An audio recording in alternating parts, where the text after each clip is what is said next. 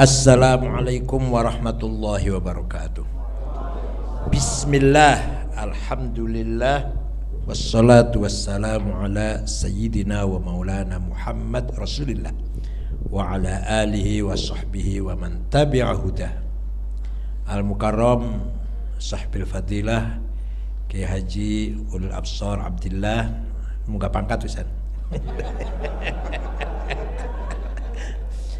Ketua Umum Baganusa Gus Nabil Harun. Ini kalau anak buahnya makan beling, ini makannya lokomotif.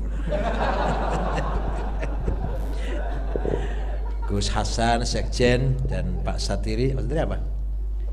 Perpustakaan dan Takmir Masjid.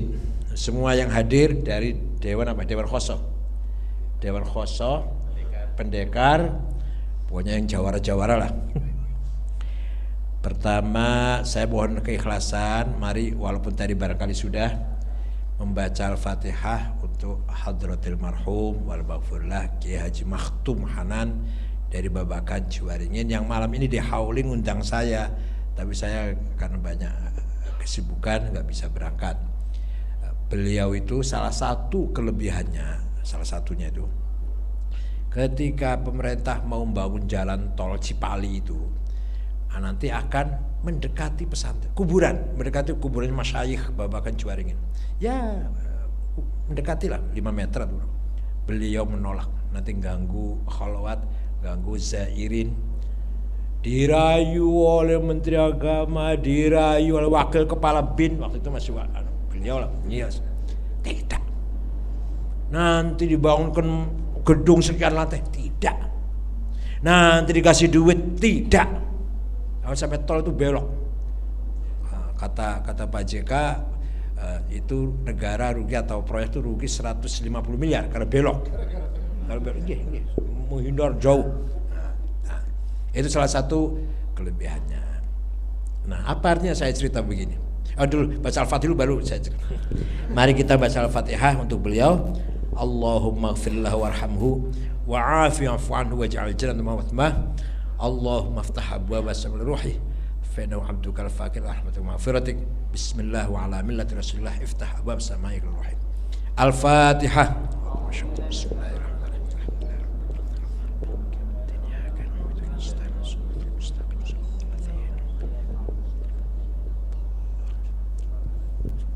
Kita teruskan.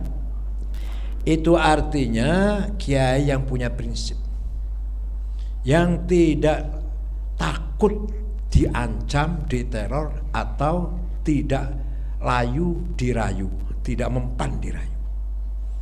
Allah berfirman, surat apa, ayat berapa, cari sendiri Pak. Masuk Baganusa cari sendiri ayat Quran. Mau ditunjukkan ayat nomor sekian. Itu kampungan, itu bukan NU itu kalau itu. Kalau NU gak usah tunjukkan ayatnya, cari tahu semua. Inna aradnal amanata 'alas samawati wal ardi wal jibali fa baina ayyahmilnaha washfaqna minha wa hamalahal insan innahu kana zaluman jahula. Dulu ada tawaran primordial. Allah menawarkan sebuah amanah kepada langit, bumi, gunung. Diberi amanah tiga makhluk ini tidak mau menolak. Bukan menolak itu menantang, bukan melawan, bukan. Wasfaqna minha, karena takut, ngeri kalau tidak mampu menjalankan amanah. Manusia ente ini, kita ini terima amanat itu. Gunung aja menolak, langit menolak, bumi menolak, kita menerima. Hebat gak kita ini? Hebat. Menerima amanat dari Allah. Mahiyatilkal amanah. Amanah apa sih itu? Yang sampai langit, bumi, gunung ketakutan, ngeri, takut gak bisa menjalankan amanah. Amanah kalimatul haq. Apa? Berani mengucapkan na'am, yes, oke, ketika menghadapi kebenaran. Walaupun orang lain mengatakan tidak, walaupun mayoritas orang lain masih ragu-ragu, ketakutan, dia mengatakan Iya, setuju. Kalau memang itu benar. Berani mengatakan no, la, tidak, menolak pada kebatilan, kezaliman, penyimpangan. Walaupun yang lain menerima atau yang lain diam, ketakutan. Beliau tidak. Atau si aman itu harus diucapkan apa adanya. Nah, manusia itu berjadi sanggup menerima begitu. Ente dulu waktu zaman arwah masih antabita ya. Zaman entitas laten al-thabita, kita pernah menjawab sanggup menerima amanah itu. Siap jadi ketua umum Pagar Nusa. Dulu jawab itu dia jawab. Siap jadi ketua umum PBNU. Mari kita contoh kalau Rasulullah contoh terlalu jauh ya. Kalau Rasulullah banyak, ya sepanjang hidupnya contoh semua. Wallahi law wada'u syamsa fi yamini wal qamara fi yasari ala an atruka hadzal amr lan atruka ala hadzal amr lan atruka hatta ahlika duna. Seandainya orang Quraisy meletakkan matahari tangan kananku, orang terus kemudian merembulan tangan kiriku untuk agar saya meninggalkan dakwah ini, saya tidak akan meninggalkan dakwah sampai saya mati, sampai saya hancur. Itu Rasulullah. Berat kan ya? Berat ya? Berat ya? Nah, agak turun lagi dikit, Kiai Haji Hashim Asy'ari dipaksa Jepang agar hormat ke timur. Apa jenenge? Jenenge apa itu? Saya agar hormat ke timur, ke Raja Kaisar Jepang. Menolak, digebukin, dipenjara 1 bulan di Mojokerto. Keluar dari penjara, tangan kanannya nggak bisa bergerak. Di penjara ditemani oleh pamannya Ki Maktum, pamannya Kiai Solehin. Tapi waktu itu panggilnya Kang Solehin. Dari Cirebon, bukan dari Trengganu. Bukan dari Pati, bukan dari Cirebon. Kang Solihin itu yang menemani dengan setia menemani Mbah Hashim ikut digebukin, di penjara 1 bulan. Kiai Zail Mustafa Tasikmalaya dibunuh, dipancung lehernya, diancol oleh Jepang karena tidak mau menyerahkan hasil panen dan tidak mau mengarahkan masyarakat agar menyerahkan hasil panen ke Jepang. Kiai Hamid Rusdi di Malang, di Brondong, sekarang jadi nama jalan tuh, walaupun bukan Pak Nasional, ada jalan Hamid Rusdi di Malang. Kiai Ilyas Lumajang. Walhasil kita contohkan kiai-kiai yang dulu pernah sampai mati mempertahankan kebenaran. Siap Pagar Nusa? Siap. Kok siap di sini toh ini? Di sini siap, di sana nggak siap ya? Sekarang siap, besok nggak tahu ini. Nah, mari kita tiru, kita teladani sikap kiai yang selalu mengucapkan kalimatul haq, tidak pandang, la yakhafu laumata laim, tidak pandang, tidak takut. Ini dari Mas MC, siapa namanya Mas MC ini namanya? Ali Rahmat. Tidak takut komentar apapun. Saya dikira takut apa? Saya nggak pernah takut sama siapa, kecuali pada istri. Itu pun kadang-kadang, tapi enggak seterusnya. Ya Allah. Oleh karena itu, mari kita upayakan, kita usahakan semampu kita. Kita niru Mbah Hashim ya barangkali jauh, kita niru Kiai Zail Mustafa ya jauh. Mari kita upayakan semaksimal mungkin menteladani, mengikuti, meniru ulama, para kiai, Nahdlatul Ulama yang telah berjasa besar membangun NKRI, menjaga Ahlussunnah wal Jamaah. Lah tiba-tiba ada kelompok yang nggak pernah berjuang, nggak pernah di penjara, tiba-tiba nggak pernah bangun masjid, nggak pernah bangun madrasah, nggak pernah bangun sekolah, tiba-tiba khilafah. Gimana sih ini? Nggak pernah ngaji khilafah. Kok tiba-tiba khilafah? Iki piye sih? Kumaha sih ieu teh? Nggak pernah berjuang, nggak ikut berjuang, nggak ikut bangun masyarakat, nggak ikut bangun masjid, musola, madrasah, pesantren, tiba-tiba khilafah. Iki piye sih? Masya Allah. Paham nggak? Mari kita ikut orang sudah berjuang. Kiai Hashim Asy'ari, Kiai Wahid Hashim bapaknya Gus Dur. Kiai Wahid Hashim itu termasuk salah satu anggota tim 9 panitia persiapan kemerdekaan Indonesia. Jadi waktu itu ketua PBNU itu Wahid Hasyim, bapaknya Gus Dur, anggotanya ketuanya Bung Karno, sekjennya sekretarisnya Muhammad Hatta, anggotanya Agus Salim, Kahar Muzakir, Wahid Hasyim, Abi Kusno, Muhammad Yamin, Laimena Maramis. Itu panitia inti yang memerdekakan Indonesia. Artinya apa? NU dulu panitia, NU tuh hanya belum bagian yang wajar, belum masih panitia terus. Panitia bela negara, panitia apel Pancasila, kok panitia terus ya? Apa? Panitia kerja terus, iya.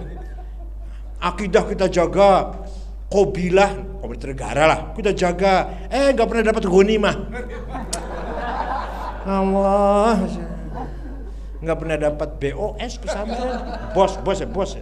Nggak pernah dapat berak raskin, lo nggak pernah dapat pesantren. Padahal kiai-kiai kampung, ada nggak kiai kampung yang ngajari ngebom? Ada nggak? Gini ya caranya ngebom, ada nggak? Gini caranya berantem, gini cara demo, ada nggak? Kiai kampung walaupun sarungnya cap gajah duduk 3 bulan belum dicuci, bajunya koko, kalau kokonya Mas Zul bagus, kokonya udah campur kuning itu, kopianya hitam campur merah, rokoknya jarum coklat, sendalnya lili. Tasnya kalau Nabil tasnya mereknya Delsi, Samsonite, 1,5 juta itu, atau agak ningkat lagi yang Beli 6 juta. Kalau kiai itu tasnya di pojok ada tulisan Musyawarah Majelis Ulama Kabupaten. Minyak wanginya misik, itu yang orang sebelah bisa batuk bau misiknya itu. Musolanya kecil, tikarnya sobek, jeding tuh kamar mandinya nggak ada airnya, ada ciduknya bolong. Masya Allah, ini sempurna banget nih, sifatnya sempurna banget. Baunya pesing, kuning sampai. Cocok nggak musola di kita nggak itu? Padahal Pak Cirebon juga. Padahal kita yang melawan Belanda, kita melawan Jepang, kita panitia kemerdekaan Indonesia. Nasibnya kok gitu ya? Ya jadi apa dari Pokja panja terus. Paham nggak? Nah, tapi alhamdulillah bi barakatihim wa karamatihim sampai sekarang NKRI masih ada dan tidak seperti di Timur Tengah. Ini jangan salah paham. Agama itu akidah, syariah, akhlak. Pak Mas Yul tadi bicara akhlak. Paham nggak? Akidahnya kita Indonesia sama dengan orang Arab, sama. Rukun Islamnya, rukun imannya 6 sama. Iman billah, iman bi malaikatihi, iman bi kutubihi, iman bi rusulihi wa anbiya'i, iman bil yaumil akhir, iman bil qadar wal qadar. Sama enggak? Arab, Jawa, Trenggalek, Pacitan, pojok. Ini pojok mana apa? Pojok mana? Pulau Lembu apa? Pulau Lembu apa ya? Madura itu sama. Wes, sudah? Sudah ya? Syariatnya sholat 5 waktu, puasa bulan Ramadan, haji umurnya ke Mekah, zakat 2,5%. Ini bukan ente, ini kira-kira itu. Ini mustahikin, bukan musakin, mustahikin. Sama orang Arab, orang Indonesia sama, sholatnya 5 waktu dan seterusnya lah ya. Itu syariat ya. Paham nggak? Sholat sunnah qobliyah ba'diyah sama, Qurannya sama. Begitu jatuh atau begitu masalah akhlak, bangsa Indonesia jauh lebih baik, lebih mulia, lebih unggul daripada bangsa Arab.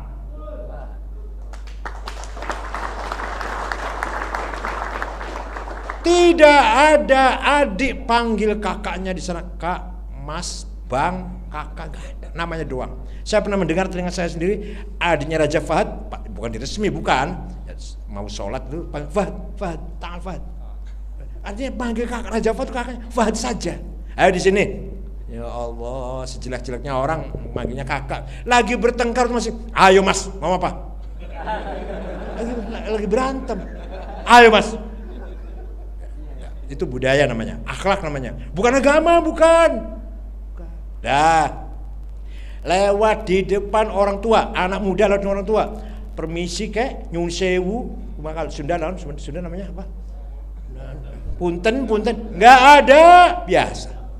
Dah. Lewat depan orang sholat, biasa, nggak risih, nggak alergi, nggak ragu-ragu, nggak maju mundur, biasa. Coba kita kalau mau lewat ada orang sholat, muter sana.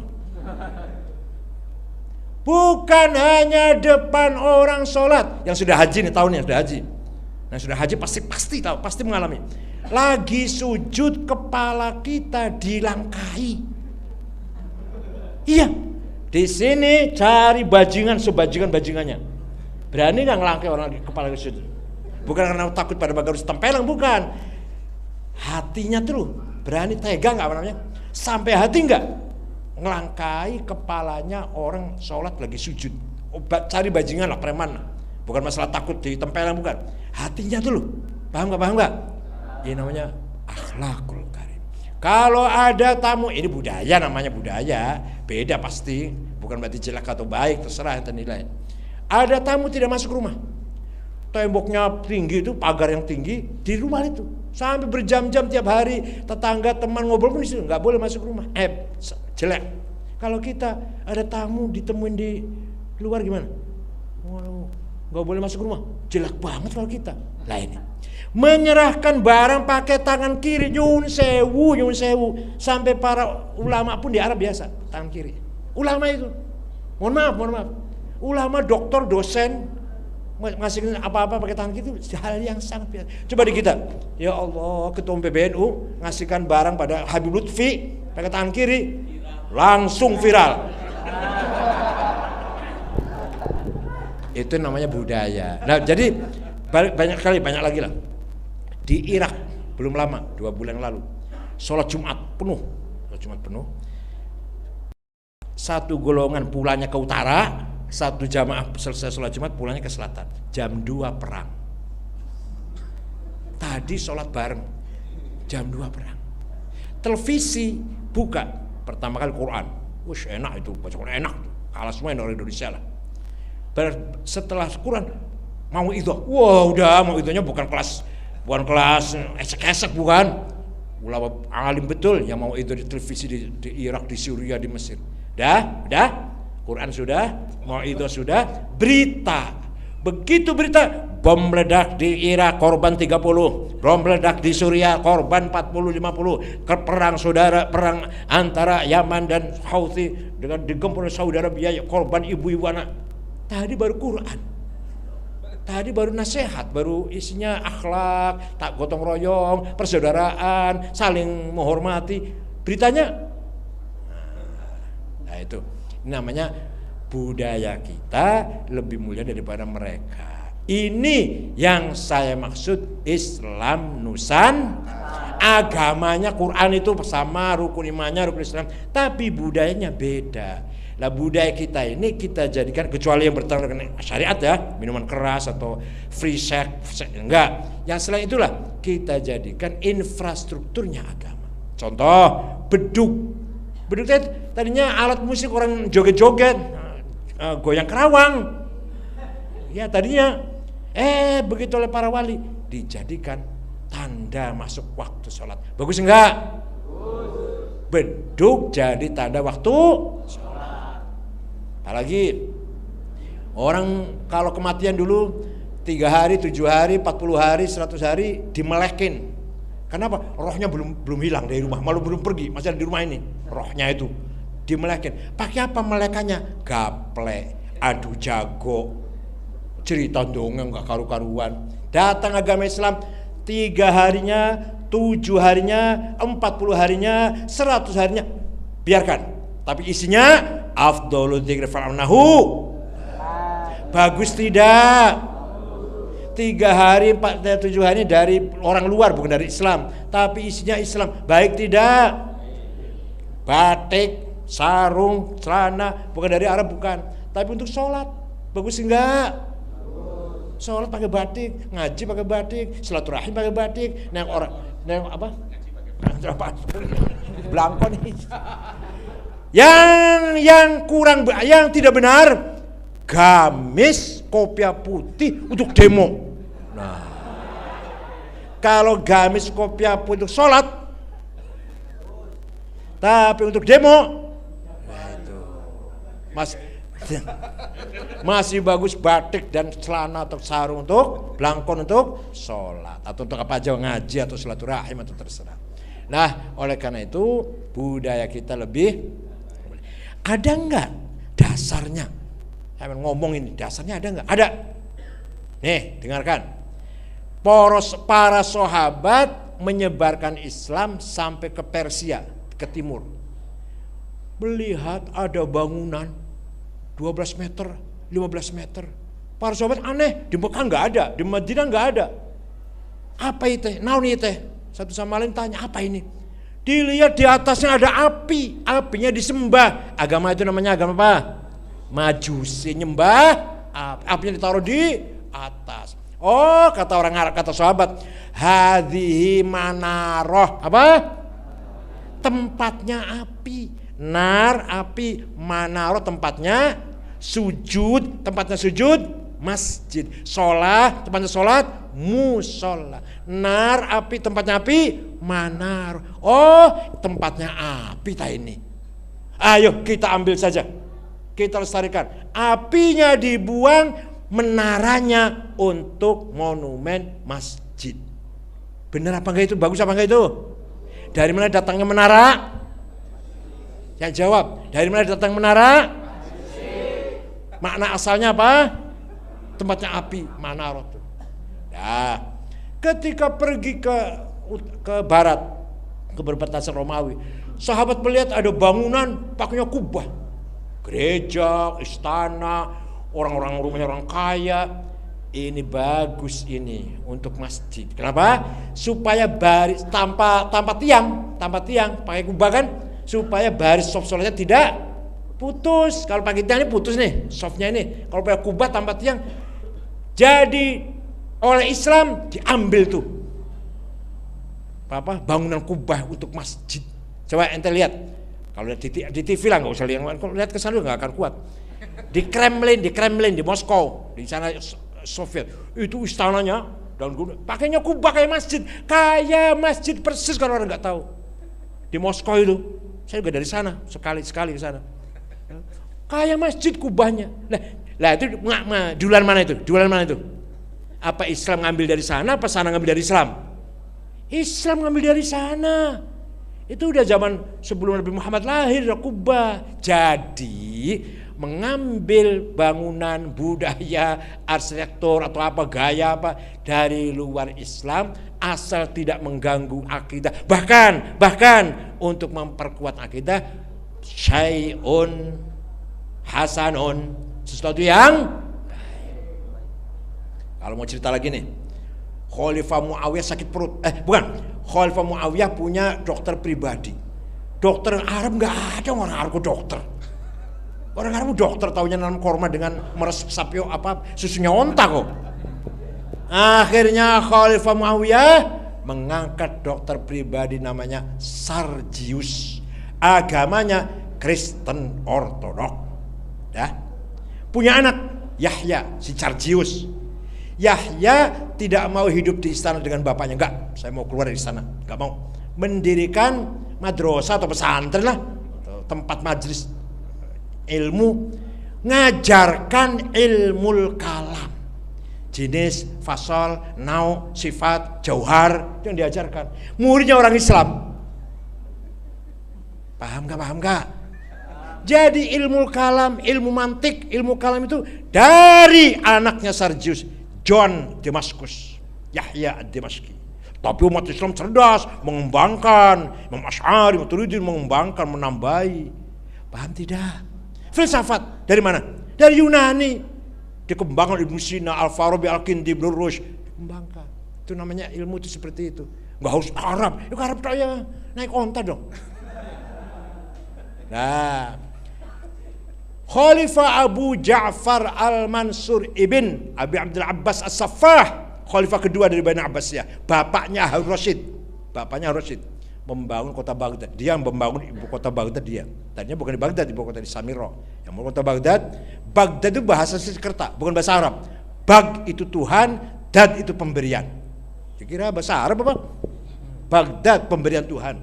Bagawan ahli ketuhanan, bagawan. Apalagi? Ya, sudah. Sakit perut. Abu Ja'far Al-Mansur sakit perut. Dukun-dukun Arabnya nggak ada yang bisa ngobatin. Akhirnya panggil dokter yang beragama Majusi tadi. Namanya Jirjis bin Bukhtiasyur namanya. Ngobatin khalifah. Setelah itu dijadikan dokter pribadi. Setelah itu bangun rumah sakit namanya Bimaristan. Enggak pernah dengar sejarah begini sih ya. Jadi melongo jadinya. Enggak pernah. Ngajinya cuma wajibnya mandi saja. Jadi rumah sakit di Baghdad itu pertama kali bangun. Lupa namanya udah. Jirjis bin Bakhtiasyur. Agamanya Zoroaster. Kalau ilmu kalam pertama kali yang ngajaran siapa? Yahya ad-Dimashqi. Anaknya siapa? Dokter Muawiyah. Anaknya dokter pribadinya kalau Muawiyah Sarjius. Itulah budaya. Itulah peradaban. Itulah kemajuan. Kita terbuka. Agama Islam, rukun iman 6, syariat kita nggak pernah berubah, tapi budaya kita terbuka ya, asal tidak bertentangan dengan syariat Islam. Kita ambil tengah, kita ambil harus moderat. Makanya di Quran itu wa kadzalika ja'alnakum ummatan wasaton. Tidak ada dalam Quran kalimah yang mengatakan ummatan Islamiyah. Nggak ada tuh. Ada nggak di Quran? Gak pernah baca Quran ya Allah. Baca cuma Qul dan Falak Nas saja. Di Quran itu nggak ada ummatan Islamiyah, nggak ada. Atau ummatan Arabiyah, nggak ada. Yang ada umat wasata, umat yang berkualitas, umat yang punya peran, umat yang berbobot. Jadi yang penting apa? Yang penting apanya? Jawab dong. Yang penting apanya? Kualitas, berbobotnya, perannya. Bukan bendera. Bukan bendera, bukan. Makanya lapal la ilaha illallah nggak usah jadi bendera, tapi dizikiri siang malam. Ya Allah. La ilaha illallah, la ilaha illallah. La itu kanan, tidak. Ilaha kiri, illallah yang mentok ke sini supaya masuk hati. La, itu caranya mentaratikan. La itu takhalli, ilaha illallah isbat. Jadi itulah sebenarnya yang prinsip yang kita miliki, prinsip kita yakin benar. Ayo bareng-bareng ya. Nahnu ashabul haq. Ayo. Nahnu ashabul haq. Al haqqud dini. Wal haqqul watani. Kami pemilik kebenaran. Benar dalam cara beragama. Benar dalam cara bernegara. Harus yakin itu. Pagar Nusa. Siapa tadi? Pagar apa? Pembela kiai apa? Pembela penjaga Pagar Nusa. Wah, berkhidmat untuk kiai, setia kepada NKRI, mengabdi setulus hati dengan harga mahal. Kalau harga yang murah enggak ada. Dengan harga begini, harga mahal tuh begini, Mas. Kalau untuk kiai ke dalam, ya kita enggak karena materi ya, enggak cari materi. Tapi kalau untuk menghadapi luar harus jelas harganya.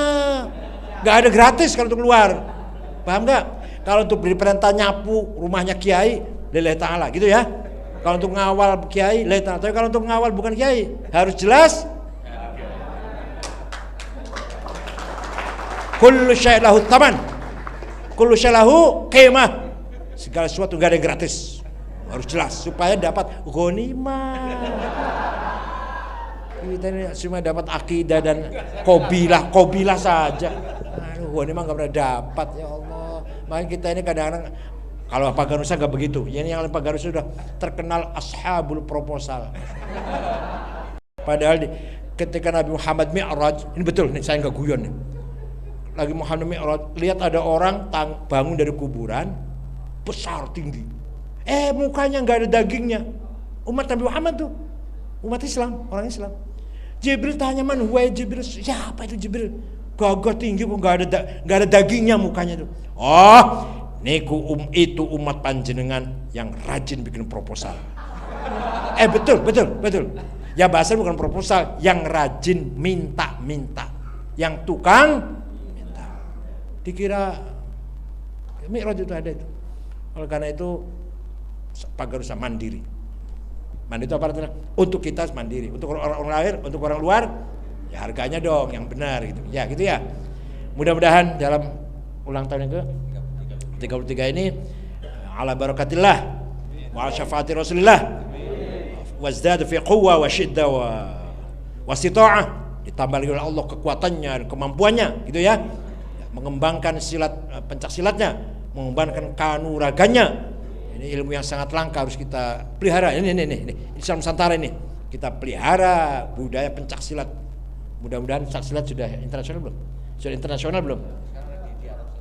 Internasional belum, artinya olahraga internasional sudah. Nah, ya. Harus menjadi internasional. Mumpung ada kesempatan, usia masih muda, masih semangat, ayo kita bangun Paganusa yang bermanfaat, berbobot, berkualitas. Bukan hanya benderanya yang hebat, tapi manusianya yang harus hebat. Malah kita, alhamdulillah saya terharu, kok mau Paganusa ngaji Ihya. Ihya nih. Iya, kalau orang salah paham ya, kalau orang salah paham bisa melemahkan semangat Ihya ini. Kalau yang salah paham, bahkan banyak orang goblok mengatakan kemunduran Islam disebabkan oleh Imam Ghazali. Itu salah, nggak tahu.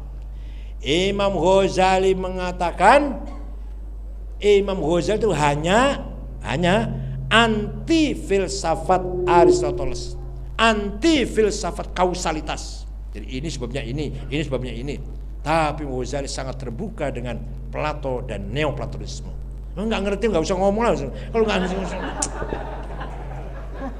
anti filsafat.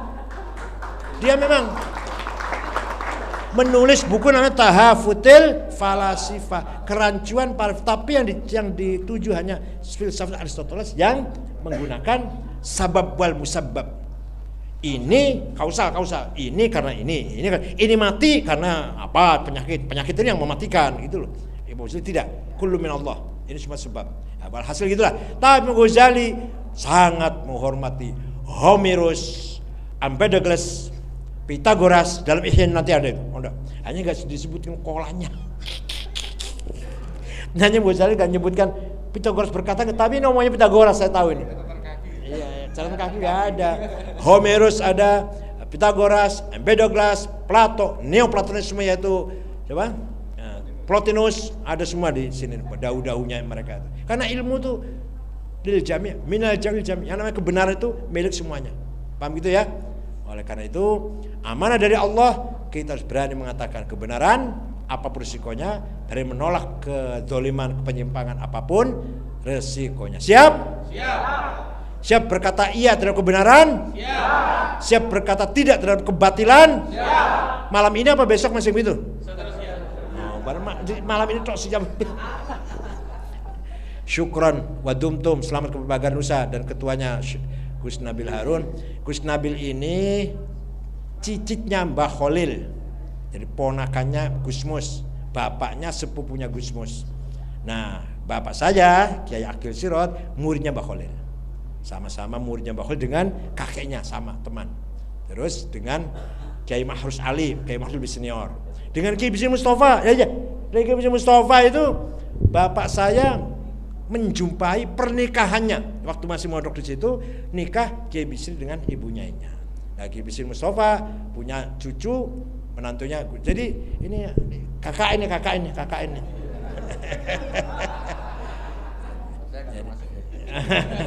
Jadi Rembang itu Kiai Khalil bin Harun, muridnya Kiai Khalil Bangkalan.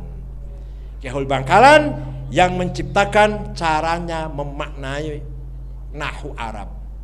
Ubtada utawi, khobar iku, fa'il opo. Ngerti nggak? Pernah ngaji nggak? Sampai syairnya terkenal.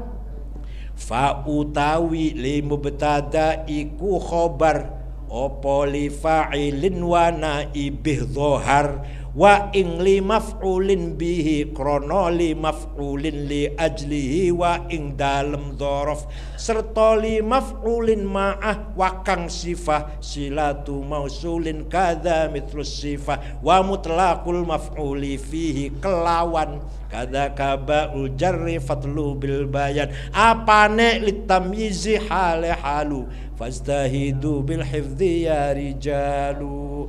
Itu para ulama dulu itu. Syukran wa dumtum fil khair barakah wan najah wallahu yahfadkum jami'an afatul ahad wal mahal wal fitan wal balaya wal amrad was saqam wa ya'khudh bi aidina fi salah wal khair wa huwal muwaffiq lakum at-thariq. Wassalamu alaikum warahmatullahi wabarakatuh.